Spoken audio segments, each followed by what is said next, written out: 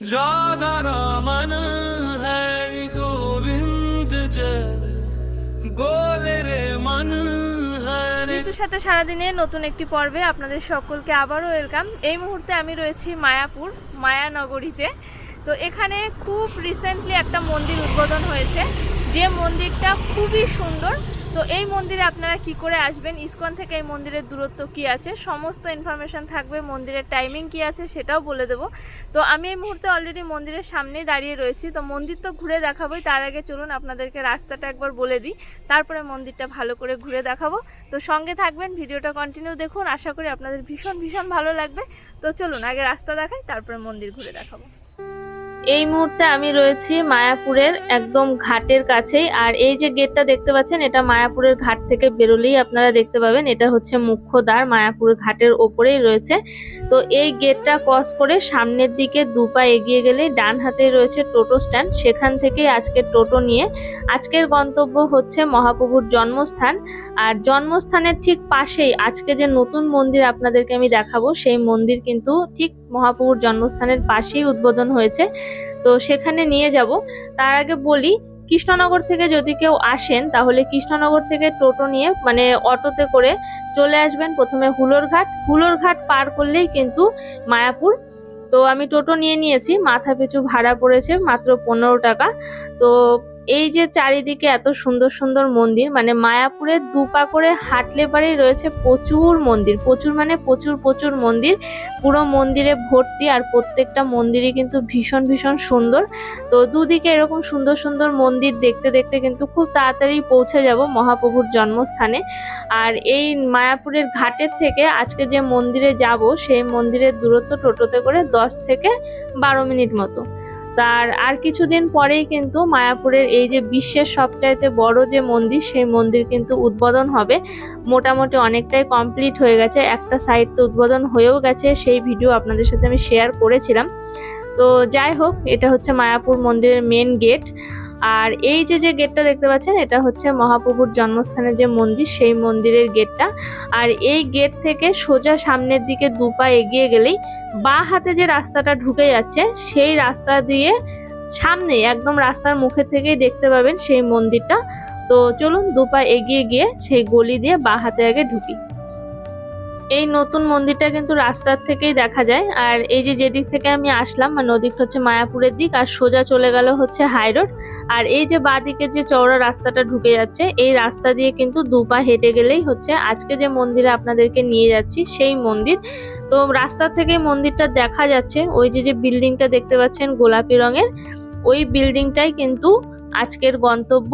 মন্দিরের চূড়াটাও কিছুটা এখান থেকে দেখা যাচ্ছে। তো একটু এগিয়ে আসার পরে রাস্তার থেকেই মন্দিরটা এত অপূর্ব সুন্দর দেখতে লাগছে, মানে এক কথায় অপূর্ব মানে অপূর্ব সুন্দর। তো আপনাদেরকে রাস্তার থেকে এখন কিন্তু আমি দেখাচ্ছি, তো দেখতে বুঝতেই পাচ্ছেন যে রাস্তার থেকেই মন্দিরটা এত সুন্দর দেখতে লাগছে। আর এই যে এখন যেটা দেখাচ্ছি, এটা হচ্ছে মন্দিরের গেট। তো মন্দিরের মেন গেট যেটা বড় গেট, সেটা বন্ধ রয়েছে। আর এই যে পাশের যে ছোট গেট, এটা দিয়ে এখন ঢুকতে হবে, এটা আপাতত খোলা রয়েছে। তো চলুন ভেতরে যাই, গিয়ে আপনাদেরকে মন্দিরের চত্বর প্লাস মন্দিরের ভেতরে ঠাকুর, মন্দিরের বিগ্রহ সমস্তটা দেখাবো। আর মন্দিরের ভেতরে ঢোকার পরে যেটা দেখলাম, সেটা হচ্ছে প্রথমেই রয়েছে এরকম সার দিয়ে ছোট ছোট বক্স করা আছে, এখানে কিন্তু জুতো খুলে তারপরে মন্দিরের ভেতর যেতে হবে। আর মন্দিরটা যেহেতু নতুন উদ্বোধন করেছে, মানে খুবই সুন্দর করে সাজানো গোছানো পরিষ্কার পরিচ্ছন্ন। আর জুতো রাখাটা এখানে রাখার পরে এই পাশ দিয়ে কিন্তু প্রচুর চেয়ার করা আছে বসার জন্য। এই যে এদিকে সুন্দর করে কিন্তু বসার চেয়ার গুলো করা আছে। তো চলুন মন্দিরে যাই।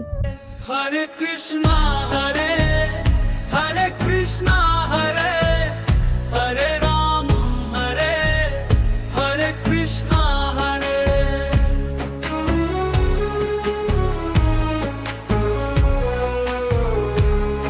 अंधेरों में जलते दिए साचा तेरा नाम रे कान्हा, साचा तेरा नाम चांदी सोने से भी खरा है एक मेरा घनश्याम। এই শ্রী শ্রী গৌরনিতাই মন্দিরটা সদ্য উদ্বোধন হয়েছে। আর এই মন্দিরের কিন্তু দুদিকে সিঁড়ি করা রয়েছে। এইটা হচ্ছে ভেতরে যাওয়ার সিঁড়ি, আর মন্দিরে ঠাকুরকে দর্শন করে, বিগ্রহ দর্শন করে এইটা হচ্ছে বেরিয়ে আসার সিঁড়ি।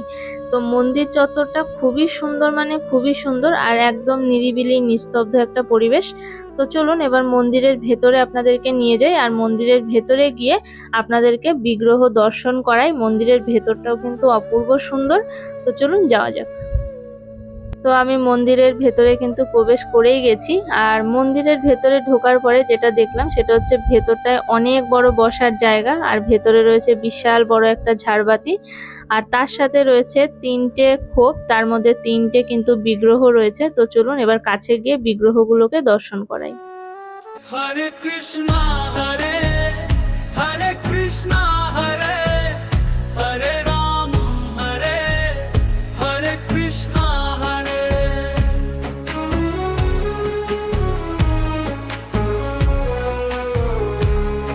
अंधेरों में जलते दिए साचा तेरा नाम रे कान्हा, साचा तेरा नाम चांदी सोने से भी खरा है, एक मेरा घनश्याम जगत का, एक मेरा घनश्याम।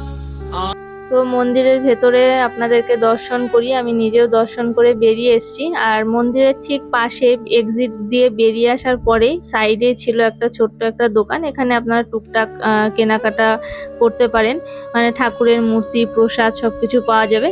আর এই পাশে যে বড় যে হল ঘরটা দেখতে পাচ্ছেন, এটা হচ্ছে প্রসাদ নেওয়ার হল ঘর। পুরো ভেতরটা কিন্তু পুরো সুন্দর করে সাজানো গোছানো আছে। তো এখানে কিন্তু প্রসাদেরও ব্যবস্থা রয়েছে, এখানে কুপন কেটে তারপর আপনারা প্রসাদ নিতে পারেন। তার জন্য আপনাকে অফিসে গিয়ে কথা বলতে হবে যে প্রসাদ অ্যাভেলেবেল আছে কিনা। আর এখন আপনাদেরকে যে জায়গাটায় নিয়ে যাব, এই জায়গাটায় গেলে আপনাদের মনেই হবে না যে আপনারা মায়াপুরের মতন একটা জায়গাতে আছেন, মনে হবে আপনারা বিদেশে কোথাও চলে গেছেন।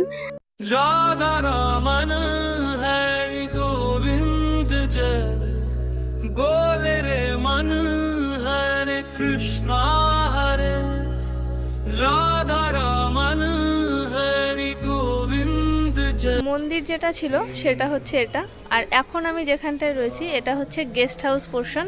এই যে যত রয়েছে এদিকে বিল্ডিং সবই হচ্ছে গেস্ট হাউস। তো গেস্ট হাউসের চত্বরটাও খুব সুন্দর, সামনে একটা জলের ব্যবস্থা করা রয়েছে, সুইমিং পুল টাইপের, বাট এটাতে এখন জল নেই, ক্লিন হচ্ছে। আর এই দিক দিয়ে রয়েছে বসার জায়গা, বিকেলবেলাতে এই জায়গাটা কিন্তু অসম্ভব সুন্দর লাগবে। তো প্রচুর প্রচুর গেস্ট হাউস রয়েছে চারিদিকটাই এরকম, মানে আমার পেছনে যেরকমটা দেখতে পাচ্ছেন, আবার এই সামনেটায় যখন যাব একই রকম, পুরো গোল রাউন্ডে আর কি। মন্দিরটা সত্যি বলছি অপূর্ব সুন্দর, অপূর্ব সুন্দর। ভেতরে তো বিগ্রহ আপনাদেরকে দেখালাম, 3টে বিগ্রহ আছে, আর পুরো মন্দিরের দেয়াল জুড়ে রয়েছে শ্রী চৈতন্য মহাপ্রভুর মানে জীবন কাহিনী ছোট ছোট করে রয়েছে।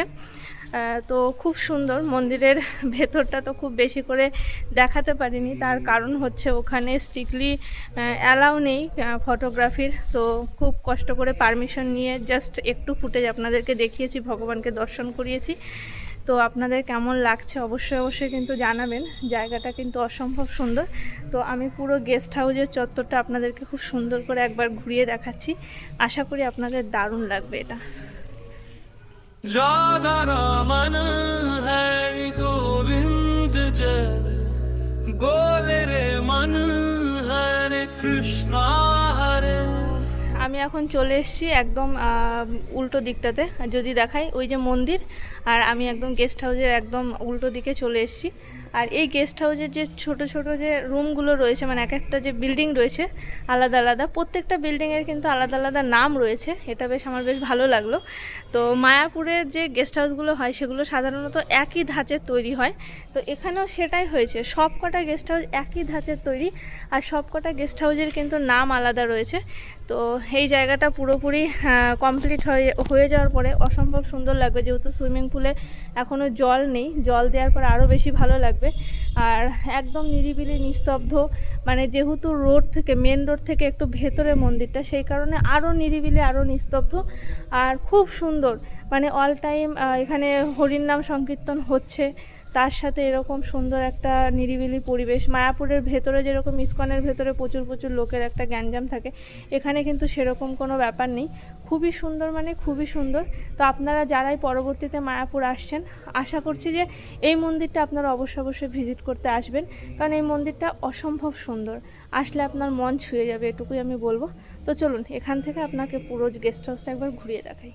राधा रमन हरि गोविंद जय बोले रे मन हरे कृष्णा हरे राधा रमन हरि गोविंद जय बोले रे मन हरे कृष्णा हरे। এখন আমি রয়েছি মন্দিরের বাইরে। তো গৌরনিতাই মন্দির তো আপনাদেরকে ঘুরিয়ে দেখালাম, কেমন লাগলো সেটা আপনারা আমাকে জানাবেন। তো এই মন্দিরের টাইমিংটা এবার আপনাদেরকে বলে দিই। এই মন্দিরটা সকাল 7টায় খুলে দুপুর 1টায় বন্ধ হয়ে যায়, আবার বিকেল 4টায় খুলে সন্ধ্যা 8টার সময় বন্ধ হয়ে যায়। আর মন্দিরে ভোগ প্রসাদের ব্যবস্থা রয়েছে, কিন্তু সেটা আপনাকে আগে গিয়ে অফিসে কথা বলতে হবে। যদি ভোগ প্রসাদ অ্যাভেলেবেল থাকে তো ওখান থেকে কুপন কেটে তারপরে ভোগ প্রসাদের জন্য আলাদা করে ব্যবস্থা করা আছে, ঘর করা আছে খুব সুন্দর, সেখানে গিয়ে আপনারা ভোগ প্রসাদ নিতে পারেন। তো এখানে এসে থাকারও ব্যবস্থা রয়েছে, যেহেতু গেস্ট হাউস রয়েছে ভেতরে। আর এই মন্দিরে আপনারা চাইলে ডাইরেক্ট একদম ঘাটের থেকে টোটো করে এই মন্দিরের সামনেই আসতে পারেন, কারণ টোটো অ্যাভেলেবেল আছে। আর তা না হলে আপনারা মহাপ্রভুর জন্মস্থান মন্দিরে নেমে ওখান থেকে 2 মিনিটের হাঁটা পায়েও আসতে পারেন। তো দুটোই করতে পারেন। তো যাই হোক, আপনাদের ভিডিও কেমন লাগলো জানাবেন। আর যদি কারোর কিছু জিজ্ঞাসা থাকে কমেন্ট করবেন, অবশ্যই রিপ্লাই দেওয়ার চেষ্টা করব। তো আজকের জন্য এই পর্যন্তই। আপনাদের সাথে দেখা হচ্ছে খুব তাড়াতাড়ি পরবর্তী আরও একটি পর্বে। ততক্ষণের জন্য সকলে ভালো থাকবেন, সুস্থ থাকবেন, সাবধানে থাকবেন। টাটা।